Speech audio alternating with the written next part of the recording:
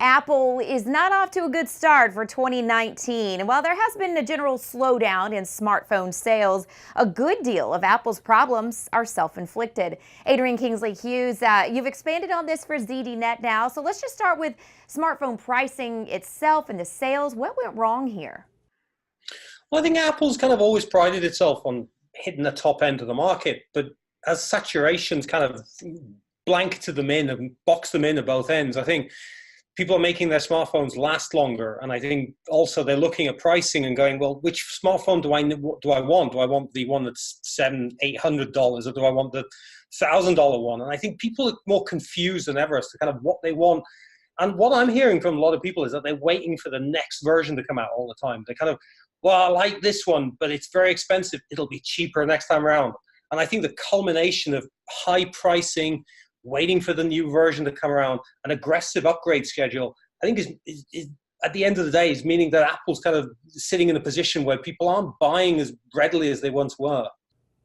Yeah, and a lot of us, it seems, that was something we weren't doing before, but certainly now we keep saying, I find myself saying it, I'll just wait for the next one, I'll just give it a little bit more time. So security, though, too, Adrian, has been a big thing. It's been a factor here in recent months for Apple. So start with that concerning group FaceTime bug. Well, I think the way Apple handled group FaceTime bug was odd. First off, they had to pull the plug on what was a flagship iOS 12 feature, group FaceTime, which they'd already delayed from iOS 12 release to iOS 12.1.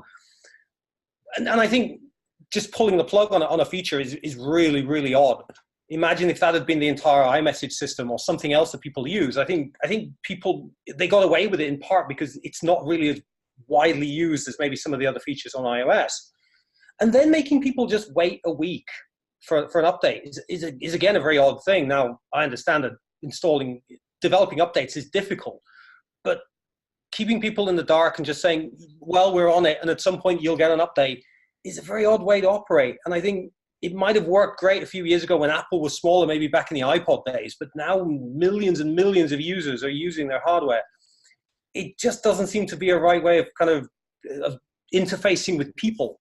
And another problem here, Adrian, the App Store was home to a Saudi app that really raised some eyebrows for good reason. Expand on that for us. Yeah, the app in question here is one called Absher, which stands for, translated loosely, means yes, sir. And it's an app that people can use to track dependents, primarily men tracking their wives. And it allows them to have very deep access into what people are doing, location data, even down to things like traffic violations and offenses and stuff like that.